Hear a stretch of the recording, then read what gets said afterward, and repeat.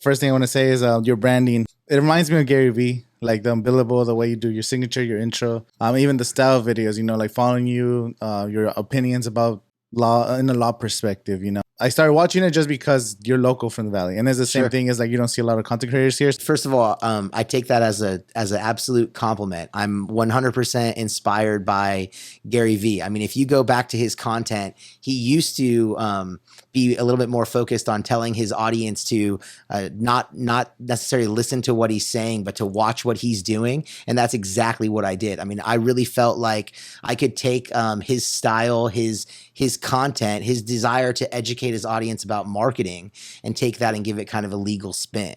I kind of told you earlier, I think of myself as like a Gary Vee style as far as energy and interest, but with all the credentials, right? As opposed to somebody who like wasn't good at school. I sort of figured out how to do well at school and took advantage of it. I've always been a little bit of an outgoing personality. And so I've tried to use that to my advantage. And so when it comes to like the legal community, I've wanted to put out a more creative side of myself, not just an attorney, but like a human being, a well-rounded individual that happens to be a lawyer. And, my channel obviously is under my firm name, Afsar Law Group, but like what I consider, my show or whatever is Unbillable because, the time that attorneys spend on their clients' cases is billable hours. Yeah. Right? I get paid by the hour and I bill those hours, but everything on my channel is free. That's why I call it Unbillable. I mean, frankly, even the merch is given to me by a client that's a friend. Yeah. They don't charge me for it. So I turn around and just send it out to my, viewers for free. So I look at it all as just attempting to build a community, attempting to sort of, I've said a couple of times, like tear down formalities for like a legal profession. A lot of people, I'm sure even maybe when I knocked on the door, your assistant maybe expected like a shirt and tie, right? And I kind of purposely try to, look, I'm regular like everybody else. I yell at the TV for my USC Trojans, right? I'm a USC grad, so I root for the Trojans. It was a rough weekend last weekend. But just like anybody else, I watch sports. I'm interested in video games. I play video games. I think a lot of other people also play video games, right? Now, am I interested in legal information? Well, of course. I mean, I'm a lawyer. I couldn't have gotten through all that schooling if I wasn't interested in it. But I think of myself as a well-rounded individual. And so some of my content is, again, built around me, the human being. And so that means if some episodes have sports content, maybe it's me playing tennis or me rooting for the Trojans, and other episodes have just legal content. I try to kind of blend it all together. And again, I don't think Gary Vee necessarily owns the show all aspects of your life. Like he doesn't own that genre. He might've been the first to be successful at it, but rather than try to emulate exactly what he's doing, I try to show what I'm doing. And, to be honest, I think his style is engaging. And so I use that to show videographers, editors that I work with a style that I like. And so I take that as a total compliment because that's exactly sort of what I'm going for. I also watch, Casey Neistat. Definitely want to give some credit to him because I find his storytelling to be very inspiring. But as far as my brand, I'm an attorney. I've been practicing law since 2004. And I do business and real estate litigation. I usually say real estate and business because it's more real estate than business, but both of those are the general categories. And I'm a litigator. I'm in court fighting, as they say, for our clients. But it's funny. I should start by saying that a lot of people say, hey, my kid argues with me a lot. I think he's going to be a great lawyer one day. So that's a little cliche. I like to kind of tear that down as well and just start by saying like lawyers solve problems. If your kid's the one helping like the two kids that are fighting solve their differences and see like, hey, then maybe you guys have something in common, that's the lawyer. Like the reality is that lawyers mostly are problem solvers in today's day and age. And so, if your kid's out there causing the trouble, he might need a lawyer as opposed to the one who maybe helps solving the problem. Yeah. That's a great synopsis of what you do and everything that you stand for. And I like the approach that you said. It's your own niche. So it's the content creation. When it comes to social media, people want to put you in a box, want to put you in a niche. And the way that Gary Vee has done it, like you said, he's done videos about wine. He's done videos about the Jets. He does videos about his business, videos about with rappers, it's like his whole personality. And I kind of like that approach that you have. So there might be somebody interested to hear your opinions on the last night's game, Saturday Trojans football. Why haven't they done anything since Pete Carroll left? Watch it.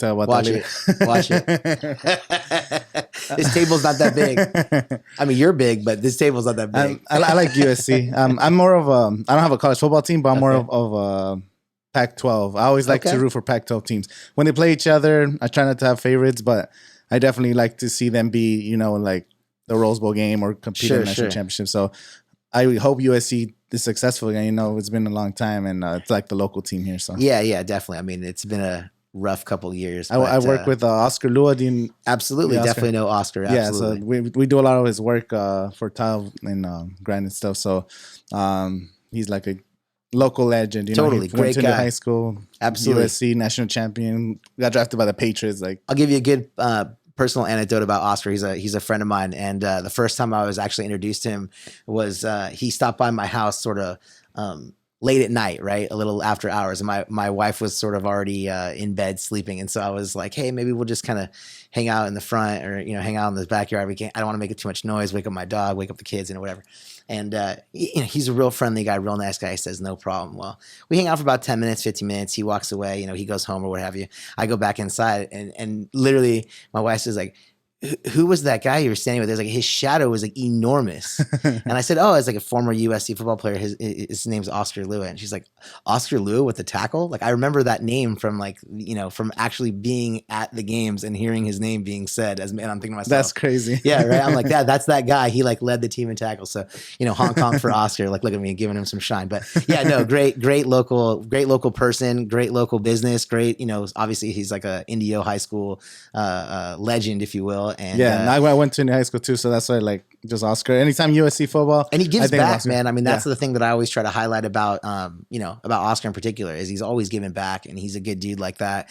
And I like to see people who, especially locals. I'm not from necessarily the Valley. I moved here in 2004, but I've taken great pleasure in sort of going to the different high schools and, speaking and, kind of trying to inspire the youth. And I know like someone like him does that quite a bit, or Tim Bradley. When you do speeches at high schools and stuff, do you come as to encourage people to take practice in law or on what kind? I mean, what's funny is, I think usually the teachers want to bring me in because I'm a lawyer, but then they mention I have a YouTube channel, and the only thing the students want to talk about is the YouTube channel, right?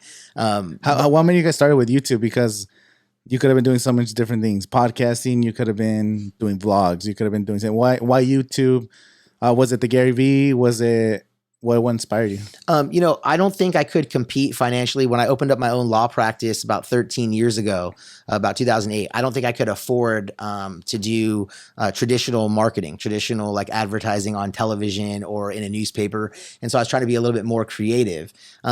It didn't dawn on me, obviously, right away to dive into it. But as social media started to emerge, I found myself posting some of my legal content like on my personal page, and it didn't fit. It didn't seem right that I'd want to talk about what happened maybe in my successes or failures as an attorney. Yeah. But then at the same time, I didn't necessarily know if it fit with what I was posting with about my family or vacations or what have you. And so then I originally thought, well, I'll just make a separate channel, for the legal stuff, right? For the firm. Yeah. And then when I say channel, it's mostly Instagram just that I'm for talking about. A community behind it. Yeah, just maybe so I could just talk specifically about, legal aspects of what's going on. And then next thing I knew, I was probably spending more time and attention on the legal side than on the personal side. Yeah. And I was taking greater joy in creating the content for the legal Instagram. And then I wanted to, it seemed like I don't really know why YouTube was a next step, but it just seemed like a natural next step. I mentioned before we started recording that I recorded about 4 or 5 episodes of what's now my vlog and then only watched them and deleted them. Right. Okay. I didn't like them. I didn't post them. I was afraid. I mean, candidly speaking, I was afraid of what kind of response there would be. And then eventually I just decided, all right, let's post one. I was frankly inspired by my mom to we got nothing to lose, right? Yeah. And so I just decided to post it. And after 1, there's 2 and 3. And then it kind of, once I felt like there was a proof of concept, I brought an intern in. And then I really started focusing more and more attention on it. So I can't really answer why I went to YouTube specifically, but for me, I thought social media in general would be a better way to showcase who you are individually. Like I truly believe that what makes someone pick me as an attorney, because they could pick another lawyer. Like we all have law degrees, we all have passed the bar exam, right? So what's going to make someone pick me instead of someone else? Well, traditionally you'd like to think it's like, well, the results, who gets the best results, but there's no way for you to really know, right? Yeah. So to me, then what's the next thing? It's going to be like your comfort level. And I think that's really probably something that passes through to every business. It's not just lawyering. It's not just the service industry. If you know the owner of the restaurant and you like that person, you're maybe more likely to go there. Or if they open a new business, you're more likely to try that new business. Them, yeah. So I'm like, all right, let's get out there and really showcase who I am. So for me, it started with making my firm colors the same colors as USC, like a cardinal and gold type logo. Yeah. And when people ask me like, what made you pick these colors? I would just say I'm a USC grad, even if I knew they didn't like or didn't care about USC. One of the more interesting things is one of my early clients went to Ohio State and he loved that I was a USC honk, if you will, because then he could talk about Ohio State and we would talk about how Ohio State did that weekend, how USC did that weekend. It gave us college football something in common. I've had clients that went to like University of Oregon, and even when, they're going to play USC or Arizona State, I've had clients that went to Arizona State, and when they're going to play USC, they call me that week and like talk trash to me, right? Yeah. And so you have a little bit of a more personal relationship that is established because they had an opportunity to actually learn something about me. So if you're not willing to show who you are, if you're going to like kind of keep yourself in a shell, then no one's going to get to know who you are. And those little things that make you who you are why people should and why people will pick you as opposed to your competitors. That's super interesting. If you want a shy attorney, someone who's maybe not going to kind of impose their opinions, I might not be your guy. And I think my social media sort of shows that. But if you want someone you can actually talk to or maybe kind of have more of like a one-on-one comfortable relationship with, like I kind of say, I think of myself as like a navigation system. You tell me where you are now, you tell me your end goal, and I'll tell you the fastest way to get there. If you make a different turn, I don't get mad. I just recalibrate and tell you the next best turn to get you where you want to go, right? Yeah. Not everyone approaches it like that. Some people sort of say, hey, drop off your problems. I'll take it from here, right? Okay. So it's just a matter of how you like to handle things. And so I showcase myself as trying to be a little bit more personable because I think I handle things sort of in that fashion. I'm sure there's some clients that think that's great, and I'm sure there's some clients that think it's not. So, there's pros and cons to everything, right? Have you got any pushback? Well, first, there's a lot of questions I want to ask you, but it's like, how has your business? Have you got a lot of business because of YouTube? Or any businesses for the time you've invested? Like, let's say, for example, I know your time is very valuable, but it's like you're putting out this content that you call Unbillable, which is something that they're getting for free knowledge. Have you got any clients from? Not really, no. I mean, I don't. I've had clients who have seen the content, or maybe they're like, after they've talked to me, they then Google my name, or maybe they found me on the internet. And so they've found the content. I don't think it's necessarily the reason anybody's hired me, so to speak. Oftentimes clients don't even mention it when I say, hey, how did you hear about my name or the firm? Yeah. They'll say like someone told me, and then maybe like 2 weeks into talking to them, they'll say something about Unbillable, or, they'll reference, hey, can I get a t-shirt? Or, they'll like literally bring it up. But I don't necessarily look at it. I mean, I don't look at it as a one-to-one relationship. It's not a commercial. I'm not advertising. What I am trying to do is showcase the legal profession generally and kind of broaden people's understanding of the rules by which we're all playing, right? The Monopoly game that we're all playing, the game of life, if you will. Yeah. The rules are the legal system. And if you know those rules, you can play better. Like, I mean, you said you're a contractor, you do tile installation. If you don't have your contractor's license number as part of your logo, frankly, you're making a mistake. Anywhere your logo is, you need to have your contractor's license, right? Things like that. Yeah. So I put that information out there for, I don't want to say for free, but for free. There's people who call me and pay my hourly rate, $4.50 an hour, right, to talk to me about whether or not they need to have their contractor's license number on their invoices or on their bids or things like that, proposal sheets. But I have literally an episode of Unbillable on YouTube right now where I drove around in the car and I pointed out contractors' logos and said, this violates, this doesn't violate, whether or not they have their contractor's license number adjacent or in the same frame as the logo. And so real quick, for anybody listening, you need to have your license number in there anywhere that could be deemed an advertisement. So wherever your logo is, that's an advertisement. So I tell people, stick your contractor's license and make it like part of your logo. Then you never have a problem. Yeah. So that information is available on the internet, on my YouTube channel. That information is also available by calling me in a traditional consultation. I don't have any problem if you find me either way. That's That's super cool. It's on our company logo on our cars. We have the logo with the license number. That's Great. something I never knew it was for legal reasons, but I just when I saw other people's logos because I was on the design, I was like, everyone has their well, not everybody, but I see Yeah. like the more professional companies, the car wraps, everything. There's always the license number, Absolutely. and it's like it makes sense, you know. You work hard to get that license. Let everybody know. That's what I like to say, Yeah, right? and then you get so many clients who the first thing they ask is, "Are you bonded or you're Of course. insured?" They're Yep. smart. Yeah. Those are the smart ones. No, for sure. And I mean, like I said, there's no shame in that information going out there for free. What did I lose as an attorney? Did I lose something? I mean, I honestly don't think I lost anything by posting that video, even if it had hundreds of thousands of views, which it doesn't. I don't think I would have lost anything, quite frankly. It's just helping someone not get a violation or a ticket from the state, which is like a form of taxes, right? And I don't like taxes. Like nobody likes taxes. Yeah. So that's how I look at it. Like I'm just helping you not get a violation. And if you got that violation, you'd have to send the state money. It wouldn't impact me. But if you don't get the violation, you don't have to send the state money. It also doesn't impact me. So why not help you sort of know what the rule is? Know there's a speed limit so you have at least a chance to follow it. Is your profession mostly deal with just businesses as far as like the everything? I mean, any real estate related business. So it means like brokers. Obviously, I have a real estate brokers for clients, and I handle a lot of real estate disputes about either transactions, anything real estate related, buying, selling real estate, lot line disputes, easements, things like that. And then anything business or real estate, which to me is construction. Right? Yeah. So, framers, roofers, tile guys like yourself, things like that. All kinds of different contractors as well. And then when I say business, I also have clients completely unrelated to real estate, just businesses, whether that's, something like a coffee shop or a franchise, pizza franchise or burger franchise or what have you. Yeah. Those kinds of like, I have to kind of use generalities, right? It's a small town. But, so those kinds of those business endeavors as well. What's like the overall, how was like your business affected by COVID? Like, did you guys have to just work remotely? Was like your client? How's the? No, COVID shut. I mean, we're a small office, so it's me, myself, a receptionist, and a paralegal, legal assistant. So there's just three of us. I mean, when the courts closed, we effectively closed. I had everybody go home.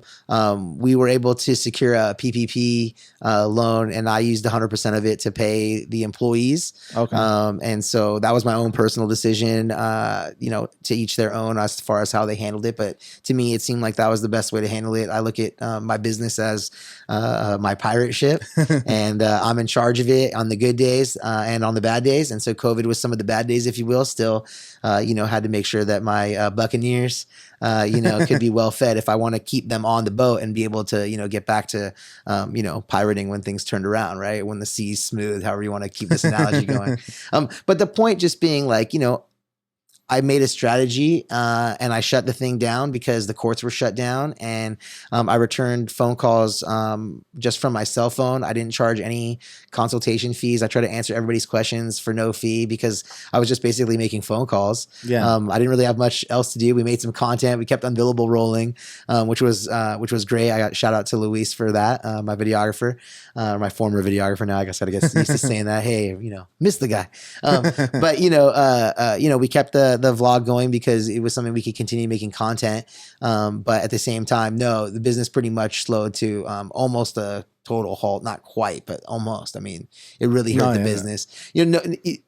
A business and real estate law practice needs business and real estate transactions. And so once COVID started shutting down, the business of business and the business of real estate, I have restaurant clients, right? Once they started getting shut down and not having in-house dining, things like that, depending on what kind of business it was. Like if you were a breakfast cafe, there wasn't really delivery, right? Yeah. So those kinds of businesses really got hurt. So that kind of hurt my business. I have a number of mom and pop shops, if you will, and they kind of got hurt a little bit more in the COVID, in the rules and pandemic rules than other places. I actually did a episode about a taco shop in Palm Springs that tried to stay open and how they got ticketed, and whether, if you owned a business, would you shut down and watch your business, potentially, be dying, slowly be choked out by the government's rules, or would you violate it in order to give it the air it needs to breathe? And I think it's a really interesting question as to what approach you take. It's everyone needs to make their own call in those things. Like I said, I approached it one way. I have clients that approached it completely different.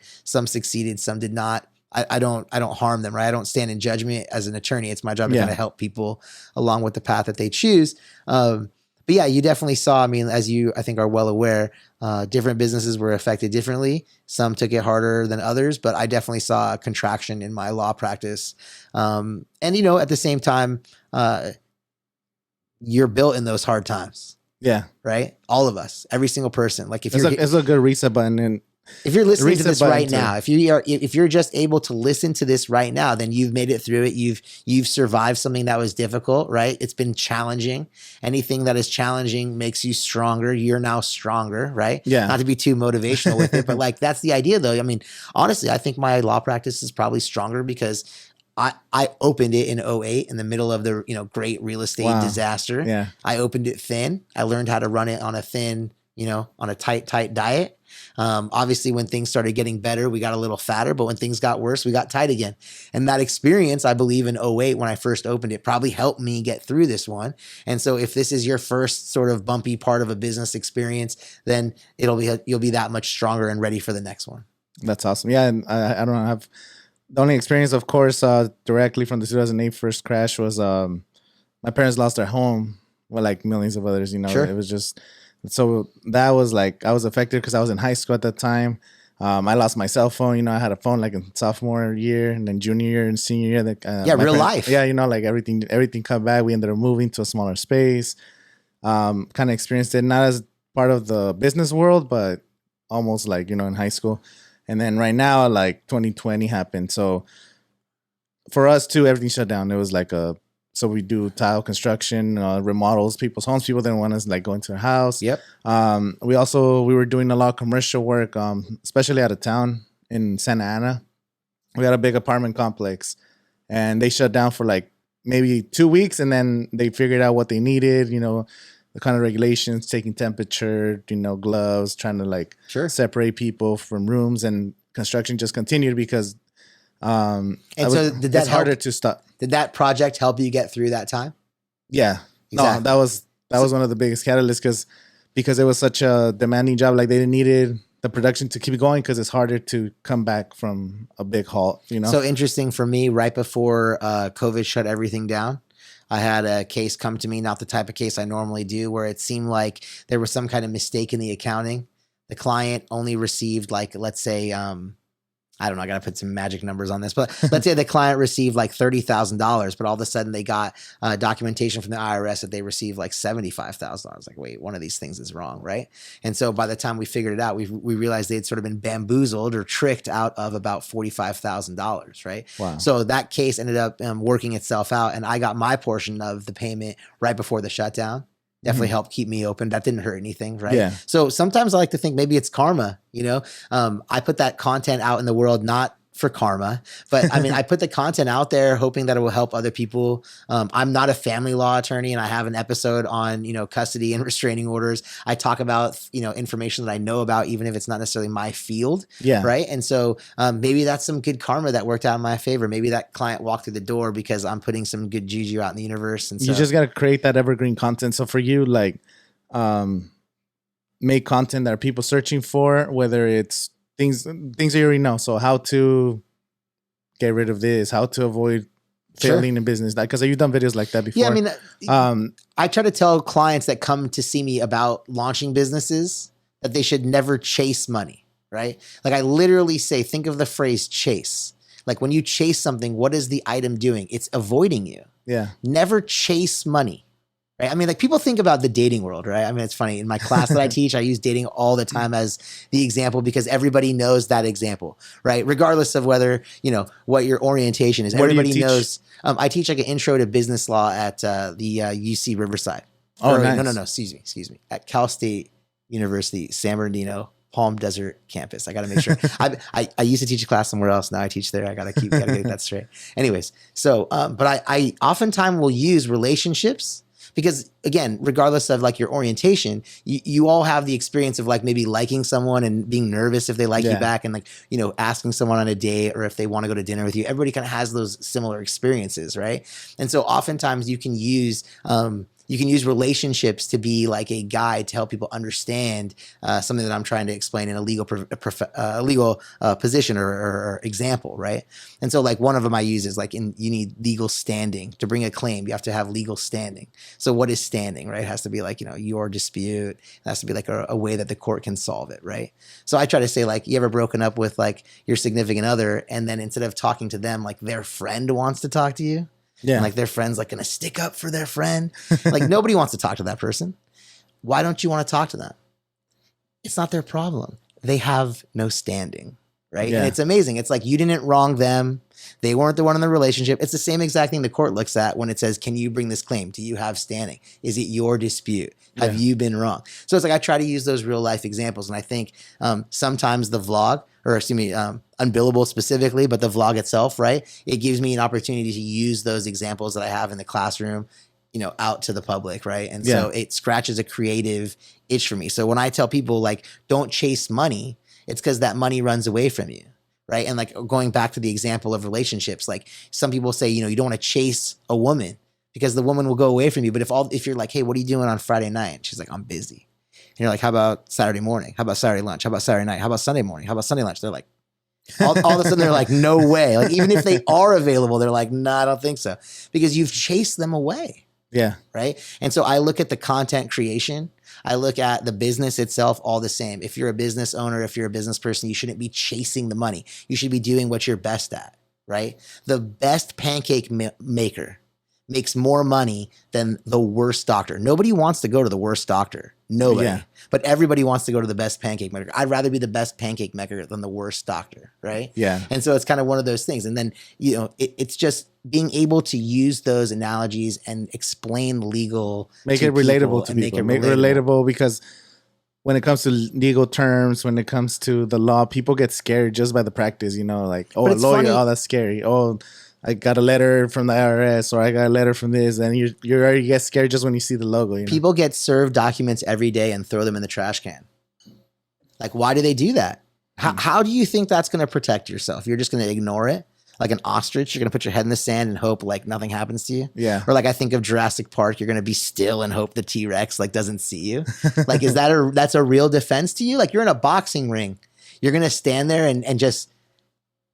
Like that's not going to be a defense. I covered my eyes. I forgot it's a podcast, right? But you know what I mean? Like you have to, the legal, especially when it comes to litigation, when you're served paperwork, you have to do something about it. Yeah. Right. And so at least address it, see what you could do. People are intimidated by it. They're afraid of the cost. They're afraid of, like you said, the formalities of meeting some stuffy lawyer that they have nothing in common with. So, hey, if Unbillable makes that easier for you, then great. But what it does for me is it helps me scratch like a creativity itch. It lets me be like a late night TV host, even though I have to be like an attorney during the day, right? It lets me scratch a creative itch while hopefully sort of doing good at the same time. And like I said, I can get my messages out there, like don't chase money, right? Like let money chase you. That's the phrasing I use. Don't chase money. If you could start sort of right now with all the knowledge you have, if you could start over a different business that is not something related to law or something that you do now, what would be something that you would start right now? I mean, it's the internet's super sexy.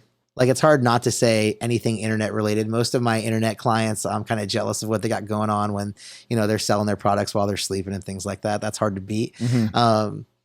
You'd be crazy right now not to talk about marijuana cultivation, especially out here. You have kind of the developing, the legal marijuana business. And whether that's the dispensary side of things or even just the growth side, it seems to be a pretty interesting, gold rush, if you will. It might be getting saturated at this point. It's been kind of the gold rush for a few years now, but at the same time, you still see businesses doing pretty good there. But to be honest with you, it's probably internet. I mean, it's certainly something like that.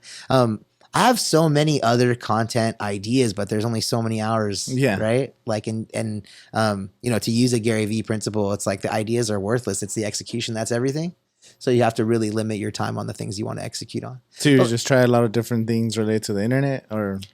Me personally, like you really want an answer, like a specific answer here. No, I mean, it's just for somebody listening is like, okay, maybe it's going to take me 20 years to become a lawyer, or maybe I have a passion and I want to do something with social media, maybe with the internet, just whatever you think would be something you would do.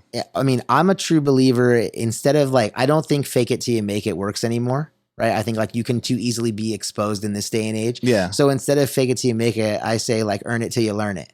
And so what I think of like that is do things for free for people. Like if you're a videographer, go into a restaurant, don't even tell them that you're making a video for them. Don't ask. Don't ask. Just go in there, order yourself a dinner, sit down, film the person making the food. Don't film their faces, film their feet, film people walking in, film people walking out, film the dishes being cooked. I mean, so many restaurants these days have like these open kitchens. Just film them without getting their faces, right? The goal being just to make a video about the restaurant, especially like, let's say it's a restaurant you like. I mean, that's why you're going there, right? You like the food. Don't ask for permission. Just make a video that is a positive about why you like the restaurant. Hey, this is whatever restaurant. I really like their, whatever dish. And I think you should come here on a Tuesday night. It's a great place for a date. It's a great place to bring the fellas, whatever. You give your own take on it. Be your own reviewer in the video and then just hand them the video at the end. That's it. Don't ask for anything. Yeah, and you're bringing so much value to them. You're bringing value to them and you're bringing value to yourself. Forget what you're bringing to them. You just honed your craft. You just sharpened your skills. You just turned nothing. You went out for dinner. You were gonna go there anyways. You were gonna pay the $9.95 for the dish that you like anyways. You were gonna sit in that seat you sat in anyways. But instead you used it as an opportunity to better yourself, right? And I think that's really what it's about. It's a willingness to put yourself out there. That's why I say like, you got to earn it till you learn it. You just do it. You just do it. And when at some point, right, if you make a dang good video, right? If that video is really, really good, when you leave, the next time you walk in there to order the food that you like without your camera, they're going to say, hey, we need you to make another video. Yeah. Right? And that's when you now know your skill set has value. Because your skill set doesn't necessarily have value. You need to earn it so you can learn it. Yeah. Right. And so, again, you could learn it to earn it to learn it. It works either way. But the point being, though, that you put in the time and effort yourself before you worry about becoming like an LLC to become the videography business. You see what I'm trying to say? Because like even for me, my first clients, I did not charge a lot of money. I needed to sharpen myself. I needed to sharpen my skills. I need to learn how to get clients, right? My first case ever was about a Yadro statue. I mean, that's not a multi-million dollar. Did I go to law school for a Yadro statue dispute? But that's really what it was. This is just the truth of it. Someone walked in and said, hey, my Yadro statue collection has, disappeared or had pieces broken. Can you help me? Ordinarily, I think most attorneys say no. I had nothing going on. You were just taking whatever came. Let's take it. Let's take it. Let's do it. Let's see what I can do with this. And it went well. The funny thing is that client actually never paid me. I mean, I got screwed in it. But so I did two things though, right? I learned how to handle that type of case with like a large insurance company who, supported the company that had broken the statues or lost the collection, what have you, right? I learned how to deal with sort of that, imbalance of power in the negotiation. And then I also learned how to, not let the client not pay you. I learned that lesson, right? One and done on that tip. But that's just the truth. And so, I could sit and be mad about the fact that I didn't get paid. Of course I was. I'm not going to act like I wasn't. But I choose to look at it and say, well, what did I learn from that? Yeah. And that's what I'm trying to encourage. And every different scenario brings different types of experience. So we've done videos where we get put in situations where we've never been in that kind of situation. Some opportunities to shoot like red carpets or interview celebrities. We were able to do that kind of content with no experience. Like we've never worked the red carpet before. And by doing videos, doing vlogs, somebody saw us like making a vlog. 2019, we were doing the Coachella Valley food truck park that was in Coachella like 2 years ago. I made a vlog. Me and my friend, he had a drone and he was taking pictures and I was doing a vlog just for my channel. I was like, I'm gonna make a vlog. Around that time, I was making vlogs around the community, like showing what the valley was about. So like the Tamale Festival, I made a vlog for that. Sure. There was like a City of Coachella, like Taco Festival. I made a vlog for that. So once the CV food truck thing, I just made a vlog just to show things that are happening in town, And then there was a videographer there, like this legendary photographer from the 90s. He saw us with the video stuff and he's like, oh, let me see you guys' work. We showed him some of the work and then we got his contact information. Like a week later, he calls us, hey, you guys want to go... were you guys available like next weekend to go to Vegas to shoot a video? Some behind the scenes red carpet for the Latin Billboard Awards, like celebrities, Mexican celebrities, all this stuff. And like this guy didn't even know us. We were just there putting ourselves out there, showed him some of our content. Boom, we got that opportunity. And from there it's led to different events. Now that we've done other red carpets, we have that experience from that day. It's like, it's just things that you never know unless you put yourself out there and do Yeah, it. I mean, absolutely. I mean, earlier you asked me if I've had any clients come from it, but not necessarily. But I have had other speaking engagements. Like I was a keynote speaker for One Future Coachella Valley, so I gave like their closing keynote at one of their nights. That was a fantastic experience. I host like the Leadership Coachella Valley luncheons, leadership luncheons as they refer to them, for the Leadership Coachella Valley program. I don't necessarily know if Unbillable and my YouTube channel is the reason, but at least people who are considering like, who can we get to host the middle school auction, right? I host the local middle schools auction for in Palm Desert, right? Palm Desert Charter Middle School and Washington Charter School. I host their fundraisers, right? Yeah. So I'm up there, you know, doing the, I got 75, I need 80, you know, the whole thing, right? And I'm not an auctioneer. I didn't really even know I could do this. You get volunteered and you do it and you give it a run and it goes well. And now you're the guy doing it. So I think there are some, there are probably opportunities that are coming to me because people know me as someone willing to be a guest speaker. I mean, how do you know to invite me here, right? Yeah, it's like those kinds of things because you're making content. Yeah, exactly. And so I'm all for that. I mean, I like the idea of sort of opening it up and seeing what comes from it. You know what I mean? Being an attorney is fantastic, but I don't know if we could be something different or even grow the legal into something bigger and broader. I'm not against it. I know every day they're developing artificial intelligence to replace every job known to man.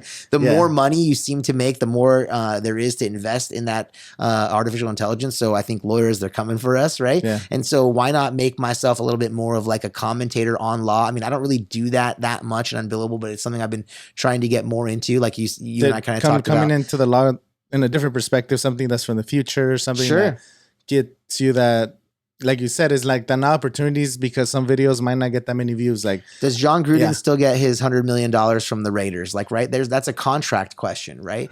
There's how is that contract question? Well, I mean, he kind of resigned the. well, I mean, the point is, I guarantee you there were some lawyers involved in that resignation. And did he really resign? Was he pushed out the door? Did they tell him, hey, right? Yeah, okay, right. So, but you see where I'm saying, right? There's some commentary that can be said on that, but that's not it. How about like Logan Paul and his fights? And I think he told that. I forget the guy's name, but the most recent fight, hey, if you tattoo I love Logan Paul, you'll get a rematch. The guy got the tattoo, but he didn't get the rematch. Is that a real contract? I mean, you can actually have some commentary. I mean, obviously the real low-hanging fruit and obvious one is like Britney Spears and the conservatorship, right? So there's real legal and real that's a lot of very interesting out topics, there, right? You could definitely make content and that tying it to like pop culture would make your content get more engagement, get more reach, which I know it's not one of your priorities, but it does feel good when people watch your videos, when people comment. You know, it's like it's a little ego boost, and I don't think there's nothing wrong with that. Absolutely. I'd be lying if I said I disagreed, right? I mean, I totally agree with that. But at the same time, I told you earlier, I don't chase the money, right? I let the money chase me. I don't chase the views. I want the views to chase me. So my goal is to at least get across a legal principle that you can use. The vast majority of us, I mean, we're probably not dealing with conservatorships in our own existence. It's just fun to know maybe what we're talking about when we look at someone we all know like Britney, right? But it's fun because it's like, if you bring up the Gruden thing, it's like a lot of people in the comments, because I love reading internet comments when there's like a viral post. Like one of the first things I do, I'm all reading the comments. Never read the comments. No, that's the best part. Since I didn't even read the post, I'm just reading the comments first. You see a shocking image, you're like, the comments are gonna be good on this. I just learned the phrase. I just learned what ratio means. Like when a comment's getting like more likes than the video itself, right? I just learned that like 2 days ago. I didn't even know what that was, right? But no, I mean, I get what you're saying. The comments and the engagement. People would love if you have a, like some opinion about the Gruden thing, or you have like you said, you made a video talking about that. Just maybe you don't have all the facts of the case, or you don't have the paperwork in front of you, but just maybe you could do an analogy to something that happened in one of your cases, or you learned about a colleague that went through something similar.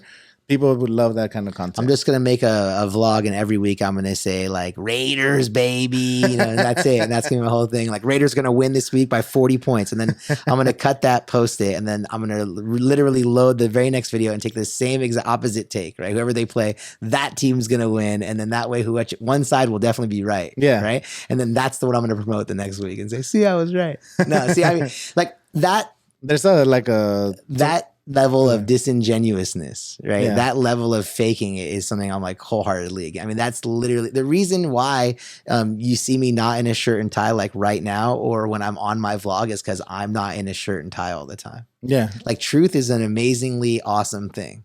And I think that you should just go with it. That's you know? one thing that Gary Vee was pushing a lot. So he kept saying, this is how I dress. Like I'm not wearing, I might run a multi-million-dollar company. I might have a lot of employees, a big office, but I like to wear sneakers. I like to wear just regular t-shirts with no logos. I promise you, you're paying me for my mind, not my pants. I promise you. I promise you. Like when I was at home during COVID, giving advice to people in my front yard, wearing shorts and flip-flops because the courts were closed, I was given the same level, same quality of advice as I give where I'm wearing a shirt and tie sitting in my office, you know, in Palm Desert, right? It makes no difference where I am. My information, right? It's what you're paying for, hopefully, right? Is the brain, not whether I'm wearing, you know, slacks or jeans. I mean, what difference would that make, right? And I mean, that quite frankly is like every single profession. The truth is there's a dress code when it comes to like the courtroom and things like that. So we have to say things with a grain of salt. But even you as like a tile installer, I guarantee you, if you're a high quality tile installer, as long as, you know, it's not too much butt crack or whatever, they're going to be okay with you wearing, you know, jeans or khakis or shorts, as long as it's, again, not inappropriate. Yeah. Right. No, it's the quality of the job they care about. You know, when you're gone, they're going to care about those grout lines being straight, you know, and the drain working properly, not like, hey, well, he had really nice slacks when he did the installation. Yeah. There's for construction, only if you're working in like a lot of times it has to be the city. Like if you're in LA, most likely it's always a hard hat. It's always a vest, no matter what. But here in the Valley, like if it's not like open construction, they're doing the scaffolding outside. If it's already like indoors like this and we're just coming to do tile, we could just come in, you know, like we have like company shirts, just like t-shirts, just because less bulky and stuff. And then some guys, because it's 120 degrees, you want to wear shorts.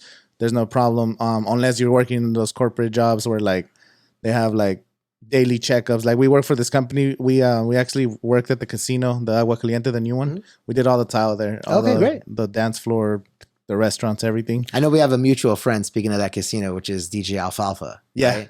Yeah. So he's a friend of mine as well. And I know he's there on Saturdays. You know, yeah, that was cool. So, yeah. Yeah. He performed here at the food park one time. And yeah, we've been knowing each other for a while. I've been wanting to have him on the podcast, but we rescheduled. He hasn't been on the podcast? No. We need to make the podcast. Alfalfa, where you at? Yeah, right. We need to make the podcast mobile and do it from his bus. That's the way to do it. That's the way to do it. Yeah, he'll be down for that. From the Super Sonido, as he calls it, right? It's so funny. All of a sudden, I get like an extra accent whenever I say it because he says it like that, and I just like parrot it out. He's just got the greatest setup. Like I've never seen like a mobile DJ like that, and it's just so popular. It's his truth. Yeah. I mean, he's a great example of what I'm talking about. You know, I mean, shouting out another like local, right? But he's a great example. I think that if nobody was around, he'd still be DJing out of his bus doing nothing. I mean, I actually encourage him all the time to just do like a pop-up DJ. Just show up somewhere and start DJing. And I tell him two things. Number one, if a bunch of people show up, awesome. You'll have this awesome experience where like you just had like, I'm at the corner of, you know, Fred Waring and Jefferson at this, you know, Walgreens parking lot or whatever. And you'll either have an awesome experience where 100 people show up and they all dance and have this great time for no money, right? Or no one will show up and you will send the drone in the sky and you will get some amazing footage of yourself DJing to an empty parking lot, showing people that it doesn't even matter, right? This is who I am. I am like my first name is DJ, right? Yeah. And so, I mean, I think that's his truth, and that's like really where he's coming from. I'm a fan of his as well. Yeah, he's an awesome guy. And yeah, get your butt in here, man. What are you doing? Yeah, maybe he'll be the first guest in the new studio or something, right? It's like, we'll try. We'll apply some pressure. Yeah, it's the studio was maybe like a 9-month like work in progress. So we started in June of last year, but we didn't really start making content maybe like in November because, like I said, it was like step by step, getting some tile, getting some insulation. I had a local artist come do this like mural, so I had told him do a Coachella themed, like something desert vibes, and do whatever you want. I don't care what colors you use. I like do your own creativeness. And she put palm trees. It was cacti. At first, she had like a couple eyes on the wall, and then she ended up changing them and painting them over, and it came out amazing. I love it. Yeah, like, it's great. It's just like I love the whole vibe here.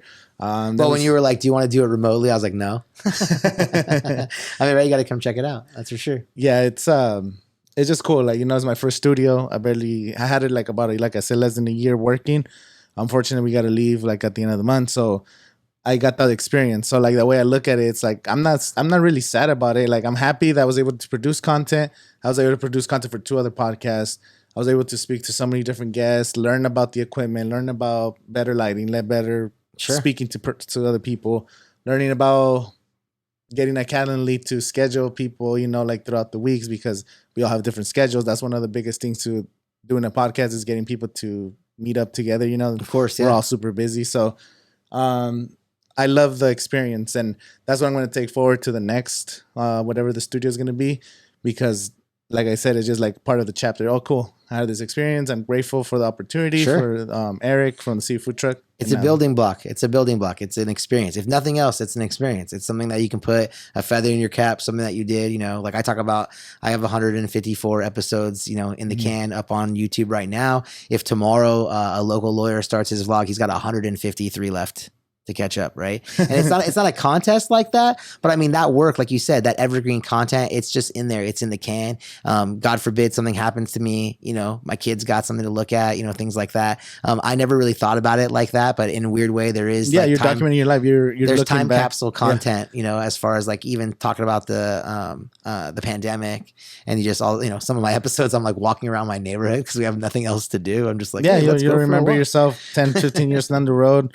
You have the content forever. Your grandchildren could go back and look. Like when I look at pictures of my grandparents or my parents when they're younger, it's like, oh, cool, that picture's awesome. I wonder what they sounded like. I wonder what their thoughts were. I wonder what they were doing. But it also, it builds a bridge. Also, you think about it, like, before we started the podcast, we were talking about things we had in common. So the first thing we do, we bring up pictures in our phones and like show each other, right? Yeah. I mean, it's a way to bridge the age gap. I mean, I said to you earlier, the age thing, right? You're going to be way more, you're going to be a lot more like you are right now when you're older than you realize. You think you're going to get older and you're going to change a lot, but you really aren't going to change that much. It's kind of an amazing thing.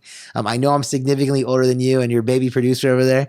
But the point being, like, would I give, even at my like successful law practice, knock on wood, right? Keep it successful, right? But even where I am today, would I give it all back and go back to 18 and take another shot at the title? Absolutely. So when people talk about how like time and opportunity and regret, like Gary Vee, right, loves regret, but not just him. I mean, other people talk about, spending your time doing things that you love and care about, right? Spending time with the people that you care about, not getting overly engulfed in work. That's important. That's definitely important, right? At the same time, you do need to live, right? So you don't want to be overly fixated on doing only things that you love, right? Like I kind of say, it's called work for a reason. Yeah. And no one really likes to say it like that. You want to do something you love, sure, but you want to do something also that you have a skill at, right? So I think I would love being the host of a late night talk show, but I don't necessarily know if I'm going to have that opportunity. Yeah. Right. So there's other things I'm good at, for example, being an attorney. Right. And so I spend my time and efforts in the law practice, and I use my vlog as a way to sort of scratch that creative itch that would probably be being scratched quite a bit if I was the late night TV host, right? Kind of thing. And so, YouTube, social media in general gives a platform that otherwise wouldn't be there. You have to not be afraid to post it. Like I recently downloaded TikTok, but I haven't made a single TikTok video yet. TikTok would be huge for you. There's a lot of crippled in like how to use this. How do I even do this? It's the same concept. Like, so the way you're making the content, it just has to be short and concise. So it's I gotta like go from having my hair look terrible to make my hair look fantastic in the next cut, right? No. I gotta go from wearing my pajamas to like changing my nice suit, right? Like, I mean, that's the thing. I mean, the funny thing is, I laugh about it, but I don't have the first clue on even how to do basic TikTok, stuff like that. Yeah, TikTok. It's a misconception. People think it's like a kids dancing, kids doing those like challenges. I've already seen a lot of stuff on there. I mean, I'll be honest. I got on there because I was worried about what my kids were seeing on there. So I just my original purpose was to kind of put myself as a sheriff on the playground that my kids are on, right? But since then, I definitely see it aging up, right? I'm late to the party for sure. No, it's still early because it's like most of the demographics definitely younger, but there's people that are making content on the latest tech news, literally news, like, oh, this is what you missed today in the news around the world. And like, I follow this guy. I had him on the podcast like in 2019. He's like, people got to get on TikTok. He had like 100,000 followers. Right now he's like at 3 million. Sure. Literally just posts like daily videos on Have updates. you seen that guy that just eats food and then all of a sudden he like, that's like all he does is go like this and he's got like 5.2 like. Yeah, there's like literally he like pours cheese over broccoli.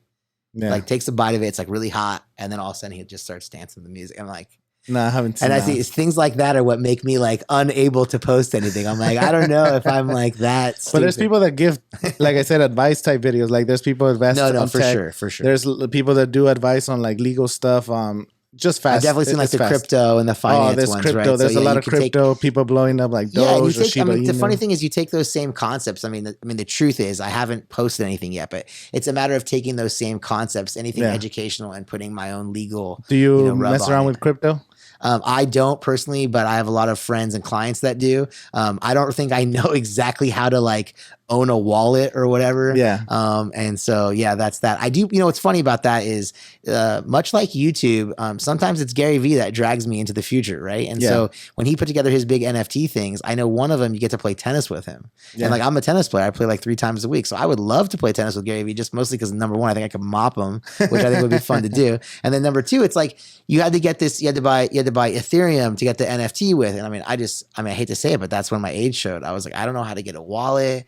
I'm not sure exactly how to put my money in it. It's not that difficult. Is this a real scam? Am I ever going to see this money again? Like, I mean, all those things that kind of, because you're skeptical of it, right? It's new. I like to think I'm an early adopter, but crypto's been one of the spaces where I've poorly been an old man in a young man's game. That being said, some of my closest friends have dove in it. Some of my closest friends have told me, hey, do this, do that. And I've continued to do nothing. And I just regret it now. Yeah. You're still super early. Like the crypto space is so young because if you look at the internet adoption over the years, we're at the same level like the internet was in like 1997. Sure. Like the exponential growth over the next, like, I think they're saying right now there's 2024, we might get to the first billion users, like in 3 years. Like we're still. Don't get me wrong. I'm not discouraging it as much as I'm saying I don't know it. Like I know a lot of things, right? But that's not one of them, right? That's not one of them. And I just probably need to. I mean, let's just be honest. Like anything else, there's no excuses in this game. I need to spend more time and learn about it. If I could put together a vlog or whatever on YouTube, or a nice little banner on my channel or what have you, I could certainly learn that. And it's just a matter of putting the time in. To be honest, it's not the most interesting thing to me. I probably need to do a little bit more educating myself on it, but I definitely see, I see upside. I see the future there. Somewhere in there, there is definitely some future. There's definitely, like with anything though, there's some speculation, just like in the earliest of the internet. Some of these people are going to get caught with their pants down, but like I bought AMC stock. I jumped in that bad boy just because I thought, this kind of makes sense. There's a lot of guys on the internet posting the same thing about the short squeeze. And if all these people think this, you can kind of, so, that's been an interesting run, but I definitely think that's sorry, not to go too far here, but I think that's like a place where you're seeing social media and the internet and its impact on, for example, the stock market, traditional markets, other areas too. I mean, I don't think it's okay. So right now it seems like canceling is what is all the rage, right? You find someone that said something or did something that you don't like, you publicize it to the hill, and then they get everything good taken away from them. I think we're on the verge of reversing that. Imagine a situation where you hear about someone who does something good, someone who steps in to do the right thing. And then instead of us putting them like on blast, we do the reverse. We put them on blast for something great and everybody buys their product. Yeah. Imagine, that's like the next step of this. I feel like, what if we reverse this from being like a negative driver into a positive driver? So like there's that video of guys fighting in the stands, but there's somebody who jumps in to break it up. Right. And it turns out that guy has like a bakery in Ohio. And next thing you know, we're all buying that guy's cookies and we're rewarding him for doing the right thing. Maybe that's a silly example, but any type of situation where you used to kick the person, you want to kick the people that do something wrong. Let's elevate the people that do something right. Right. Yeah. Let's find a way to take the positive and highlight it. And I know, I know it sounds cheesy, but like people have talked about doing business showers, like a baby shower when your friend launches a business. Cool. That is a great idea. Why would you not do that?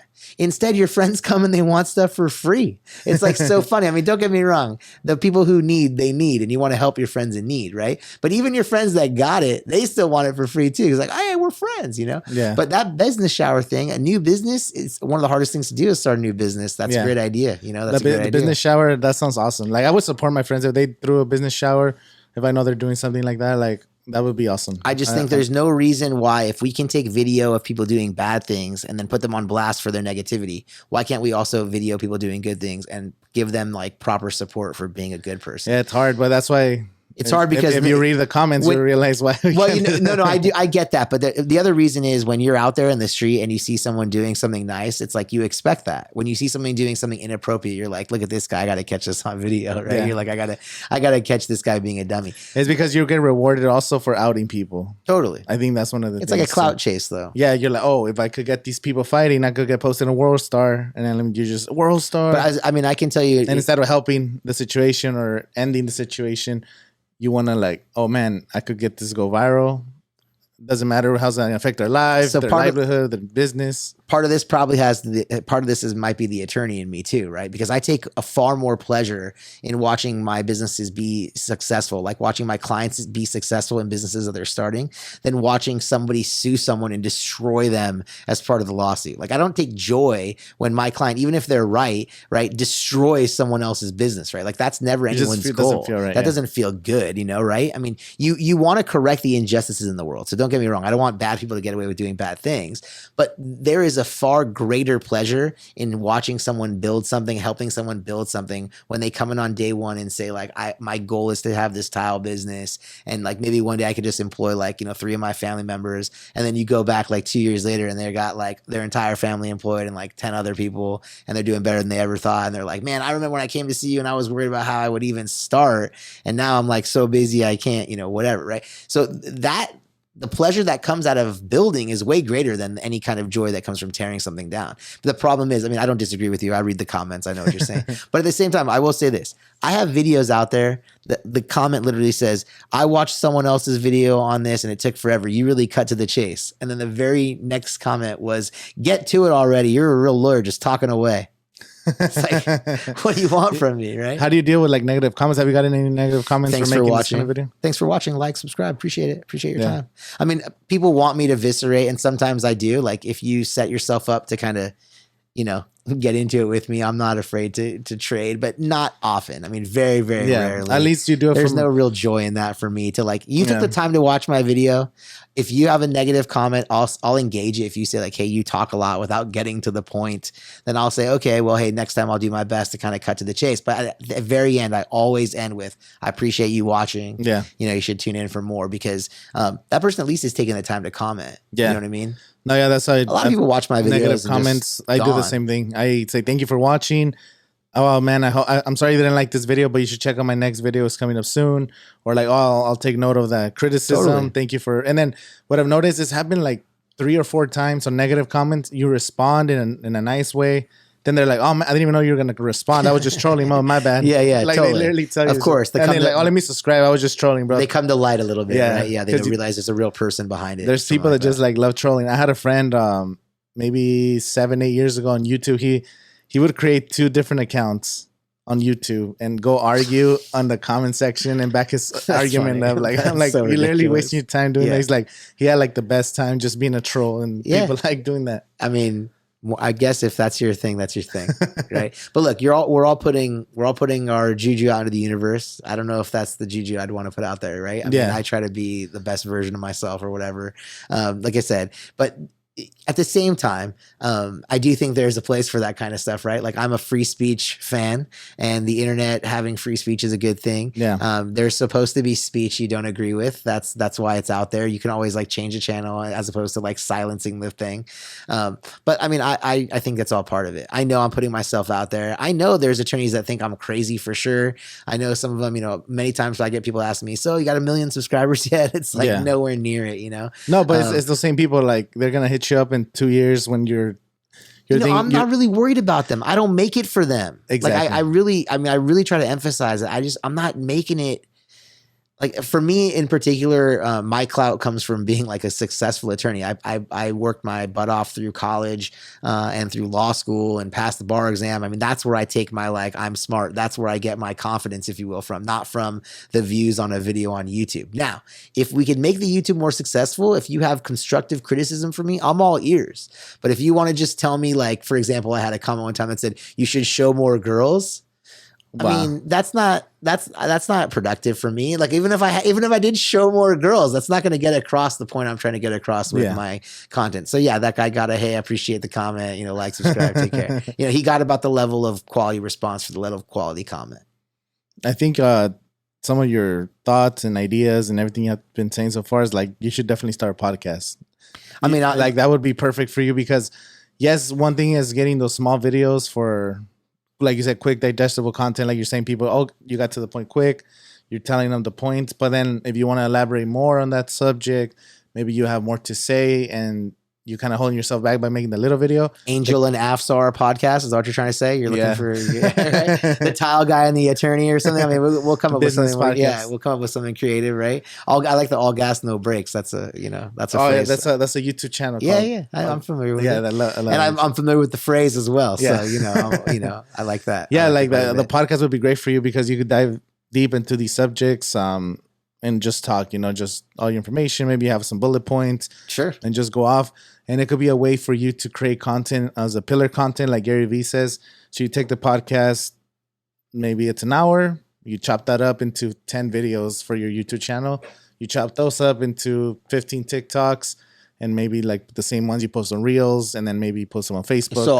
So when we're done here, your assistant's gonna send me what? What'd you say now? He's gonna send me a bunch of chopped up edits, including some TikToks, and right? I'm right. This is the first one. Wait, hold on. I gotta get my pajamas, and then no, I'm saying. but I mean, just saying. I mean, I totally understand what you're talking about. The content pillars. I totally agree with it. My problem right now, as I referenced earlier, my problem right now is my videographer and I recently broke up, if you will. LA is a son of a, if you will, as far as bringing some of our best content creators and editors and behind the scene people. They end up going up to Los Angeles when opportunity comes, and you can't hate them for wanting to, take that opportunity on. Obviously, there's no love, or I should say, there's a lot of love still between Luis and I. Just talked to him earlier tonight, actually, and I want him to be successful, of course, but the other side of that same coin is now I'm without my right-hand man. I'm without my videographer. I'm looking. So if you know someone out there, right, if anybody listening right now, I'm looking for someone to do those kinds of things. Sure. As far as the podcast stuff goes too, you heard me say earlier, I'm interested in talking if you need space. I'm dead serious about that. I'm saying it now on the podcast so you can hold me to it. You have it. I know I'm being recorded.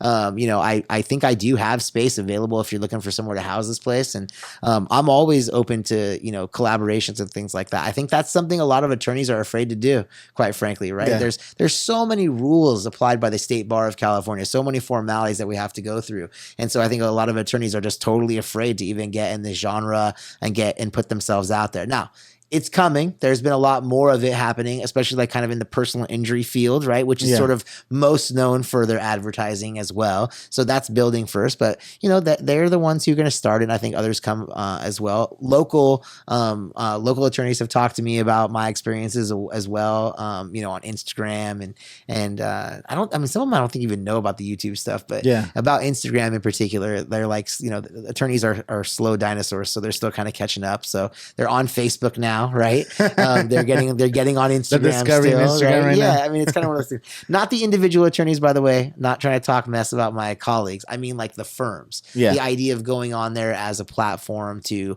create like a brand or awareness is, I think, still kind of being adopted in the legal world. There's a lot of privacy issues. For example, every single one of my legal services fee agreement, every client has to sign a written legal services fee agreement. My fee agreement references the fact that I have a YouTube series. None of your private information will ever be disclosed on that YouTube series. It's not, it's not there to kind of put your information on blast, but I disclose it to every single client. Just in case. Yeah, so that there's no question. I mean, I would hate for any client to see it and be like, oh my God, is he going to talk about my case next? Or something like that. That's definitely not the vibe I want them to get. Being an attorney for me comes first. I am a lawyer with a YouTube channel, so I will not violate any canons of ethics or anything that has to do with my legal profession. I will not let my license even be remotely put close to the edge, right? At least I like to think I don't, right? Yeah. I got in my way. I have disclaimers on my channel. I have disclaimers in my copy at the on the videos and things like that. So I'm doing what I can to abide by all the rules, of course. But again, my point being, I'm an attorney first. I know kind of where I rest my head at night. But at the same time, I believe the future is in social media. I don't necessarily think I've unlocked it yet, but I think it's in there. No, and I'm shaking the knob, right? I'm like, listening, is it 14? Is it 15? Like, did I go back the other way? Right? I'm kind of trying to find that combination. We try a lot of new things. Some videos hit, some videos don't. Some Instagram posts hit, some Instagram posts don't. It's you're doing way better than most people, even not even as a lawyer, just in general. Like people just don't make content. The fact that you have over 100 vlogs on your YouTube channel, that's more than like, I want to say like 90% of creators out there. I mean, I just think People you give got to up. go for People it. give up after 3 videos. They post 2 videos and they're like, that's I not for me. wanted to give up many, many times. I mean, even right now, like I said, you know, being on this break, it's been like about 4 months or so, 3.5 months since we posted a video because of this. I'm without an editor. I haven't really been willing to put myself up as the editor because I'm just don't have that skill set, right? I do think people need to give it a fair chance. It is very easy to be discouraged, especially on YouTube. It's you know, I've been on, I know you talked to Heather Ramirez. We talked about that earlier. When I was on her channel previously, I actually said that I kind of thought that the audience would want my content more, right? Like people pay to hear me answer these same questions. Many times the content is inspired by questions I get in my law office, right? But they're not. I mean, maybe that's not what they're on YouTube for. Maybe they're not trying to educate themselves on YouTube. Some people are. Yeah. But maybe it's not going to get the type of viewership that, you know, a motivational speaker like Tony Robbins or a Gary Vee or like a storyteller like Casey Neistat is going to get, right? People maybe just want some entertainment and they're going to watch. I mean, I don't even know what like PewDiePie or Logan Paul makes other than like the fighting stuff. Yeah. But, you know, whatever, they clearly have something that works though. Like you'd be foolish to look at their results and say that they don't know what they're doing. Yeah. I hate when people I know what I'm complain doing. About people on social media. No, this is a different game. This is a different game. If they want to come to the courtroom, I think I'll have more subscribers, so to speak, right? But as far as on YouTube, I think they're kicking my butt. And I'd like to think if they came to the courtroom, I would do the same thing to them.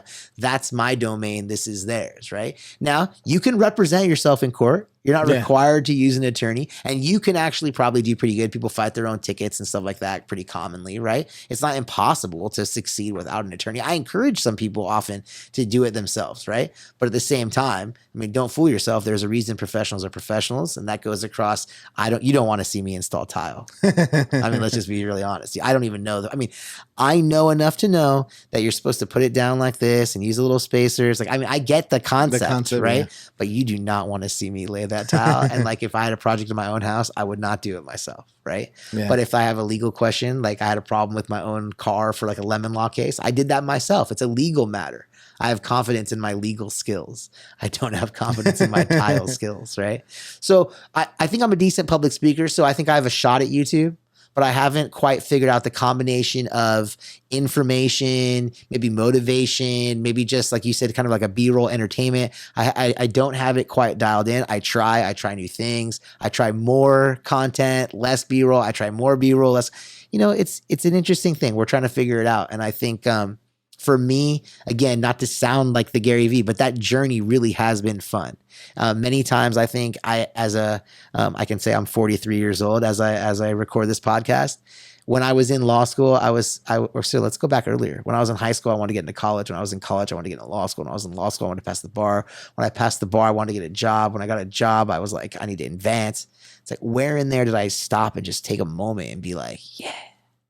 And there's not enough of those. And so now here I am, I can look back and say, I didn't do it enough then. So maybe I'm doing it sort of now.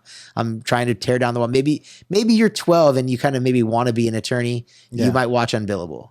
Maybe you're a dad going through a divorce and you have some kind of custody issue coming up. And so you search for it in Google and you're going to watch an episode of Unbillable. Maybe you're a law student and you don't understand the mailbox rule and you search it and maybe you find Unbillable, right? Maybe you like Law and Order. Yeah. Right. So it's like, there's a lot of different reasons people might come across my content, but I haven't yet unlocked a reason for them to stay and I'm still working on that. I mean, I think I've recognized that to be my problem. I just don't know how to fix it quite yet. Yeah. No, well, I got to buy the Jets or something, right? Isn't that Gary Vee's thing, right? You got to get a, I want to buy I do want to buy the Lakers. Like, let's make no mistake. I mean, if you want to go halves, I don't know what you got in the bank, but yeah, I'm down. I don't know if Jenny's listening, but it's Jeannie, right? Not Jenny. Jeannie Bus. Yeah. Let's start by not screwing up her name, right? Here we go. But no, I mean, obviously, I'm teasing and taking his, but yeah, that's part of probably what I need to work on. And it's a moving target. It's an ongoing. Yeah. No, it's part of the fun. Maybe. I had somebody on the podcast yesterday. So he was a rapper. He's been a rapper for like 15, 20 years. Like he's been grinding, doing music for a long time. He started in New Orleans, relocated to California after Katrina. Like he struggled, did his thing. And after losing his job during 2020 COVID and everything, he started making TikToks, and right now he's got like 300,000 followers on TikTok making skits, like not rap related, just funny videos. And like he has the following, he has people hitting him up. And this whole time he was trying to be creative through music, trying to different styles, music videos, doing this production. And TikTok was the thing that kind of put him over the top. So now he has some leverage where he could take his music career, continue making skits. And the thing he was sharing yesterday was like, you don't know sometimes what you're doing, but you know you're doing the right thing. Like you said, the knob's there. You know, like you're almost there on the channel. And the more you do, the more content you create with the good message, with the good intentions. Maybe you don't know where it's going to end up in 5 years, but you know you're going towards the right path. And absolutely, that's what it is. I mean, I made an episode after my father passed away, and I should have probably just canceled filming that day, but I just went for it anyways, and we made the episode, and I probably had like kind of the, but you wouldn't know it, right? I mean, you probably don't know it. And then I have other episodes where, like, for example, another thing that literally stems from my father's passing was I decided to start collecting like arcade cabinets, and so I made an episode about like if your kids are spending too much time on their iPads or whatever, it's gonna be okay. Like I was the kid playing way too much video games, and look at me, I'm fine, that kind of thing. And I don't really necessarily like I find joy in making content for myself. Right. And when I say for myself, I don't mean for myself to watch, but like things that I'm interested in discussing or things I'm interested in talking about. Like I was very interested in Elon Musk moving the threats of him moving his business out of California. And I was pretty appalled when the state assembly person kind of told him to like F off on Twitter or whatever. Yeah. I mean, like, whoa, I don't think that's what we elected you to say, Yeah. And I know they have their own political reasons, and I'm not trying to get any of that. Actually, purposely with Unbillable in particular, I try to stay out of taking positions and just try to give the information kind of, I don't know if there is a middle anymore, but without a spin, right? Most people are, this is the law, whether you like, the president or don't like the president, whether you voted for one guy blue or red. I mean, none of that matters. The law is going to be the law. Speed limit says 45. You're going 55. You're probably going to get a ticket. Doesn't matter who you want to be the president. You know what I mean? And so like, that's how I try to deliver that content. And like I said, I mean, in a weird way, I think it's easier to make content that you believe in, right? It's easier to make content that's your real life. You and I, at the very beginning of this, I said, did we start right now? I mean, it's not hard to make content. We're having a conversation right now. Yeah. I don't have any notes in front of me. I didn't do much homework about this, right? Other than knowing kind of what you do with your podcast. Yeah. Kinda, you'd be crazy to go in completely blind. But I mean, I don't have notes here. You and me, we're just chatting, talking about. That's what it is too. I watch your content. I've known you for a while. I know, I think Heather, I think I saw you. I don't know if it was through Heather. I'm pretty sure it was through Heather. Like she shared some of your stuff. You guys were working together, and I was like, okay, let me check out his stuff. And Heather gave me one of my favorite ideas ever, which was, when we film the vlog out in public, a lot of times people will ask me like, what are you guys doing? What are they filming you for or whatever? Yeah. And then I would just tell them like, we make a vlog on YouTube, Afsar Law Group. It's called Unbillable. And then they probably just got in their car and were like, okay, whatever. And they never thought of it again. Heather told me, you should make a business card. So that way when people come up to you and ask you what you're doing, you can be like, I'm filming Unbillable. You hand them a business card. It was brilliant because I kind of used to make the joke. I still do. I'm going to make it right now. People, when I tell them I'm making Unbillable, if they remember that, they go home and they type in unbelievable. They're never going to get to me. Unbillable is not kind of a normal word, right? And so you'd have to really remember it. The business card, I've actually had people say like, oh, I met you, outside outside the Chipotle. It's kind of a true story. I met you outside the Chipotle and you gave me your card, right? So, I mean, that's kind of funny. I've done it before with stickers. So like, I had just stickers with my name, like, hey, this is the name of my channel. Takeaway. Because you could tell them what the name of the channel, whatever, they're going to forget. But if you give them a sticker, you give them a business card, they might just search it up, maybe subscribe, maybe go watch 1 or 2 videos. And that adds up over time. It's just like, absolutely. Like we were saying, we're trying to take steps in the right direction. That's a great way, especially if you're doing public stuff. Yep, definitely. Shout out to Heather for that because I think that was a great idea. That's a great I actually idea. Need to print new ones because I moved my office. So I actually, in the process of doing that. But I thought that was a great idea that I got from her. And, there's a community, right? There's just pure and simple. There's also a community on YouTube. I wouldn't know you without the channel probably. I mean, unless you have some, lien that you need handled for your tile business, something like that. But I mean, I probably almost certainly wouldn't know Heather either, or her husband Tom. Back before he stopped teaching, I spoke at his class, about being an attorney, but they don't care about that. I mean, the funny thing is that as soon as they're like attorney and I have a vlog on YouTube, and then we showed an episode, and my videographer was with me, so we actually turned the visit there into an episode as well. And they were all more than happy to be engaged in something like that. If I just get up there and talk about being a lawyer, I'm not going to get that level of interest and excitement. The times have changed. Definitely, every kid wants to be a YouTuber, a TikToker, an influencer, and that's the way the market economy is going. But rather than discourage that, I stand in those kids' faces and say, "But what are you going to talk about?" Yeah. There can only be so many of you that are going to smash whipped cream into your faces and get views that way, right? There's only going to be so many of you that are going to be like, the hot girl, right? Yeah. So what are the rest of you going to do? So some of you maybe we're going to go to law school and become attorneys and come on here and try to make your own Unbillable, right? I mean, some of you are going to go to be doctors and film what you're doing as a doctor, or the kind of consultations you're giving as an accountant, or ways to avoid taxes, or, the best ways to have weddings if you're like a wedding planner, or, how to be a DJ if you're a DJ. I mean, I think that social aspect is going to come into everything slowly, right? Yeah. And so maybe I'm like, it's fun to joke around and be like, maybe I'm a pioneer of the legal aspect of it. There's a lot of attorneys out there doing this kind of stuff, though. I don't want to think I'm the only one. I might be the only one in the valley. Yeah. But I don't think I'm the only one out there.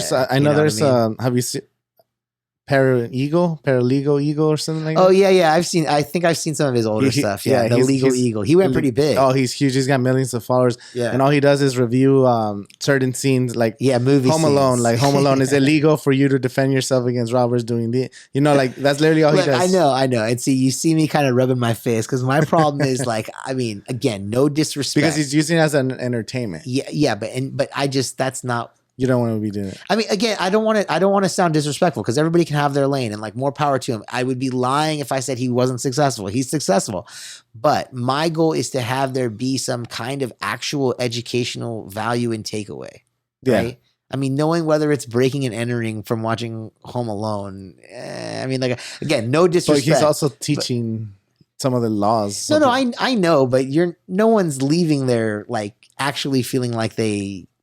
I don't want to say no one. Maybe I obviously get myself in trouble here. All I'm trying to say is that I feel like if I were to adopt something like that you'd be chasing. That's chasing to me. I mean, maybe not for him. Maybe he doesn't care about his legal career. I don't even know what he does, if he's actually practicing law on the regular, if he's working for a big firm or his own firm.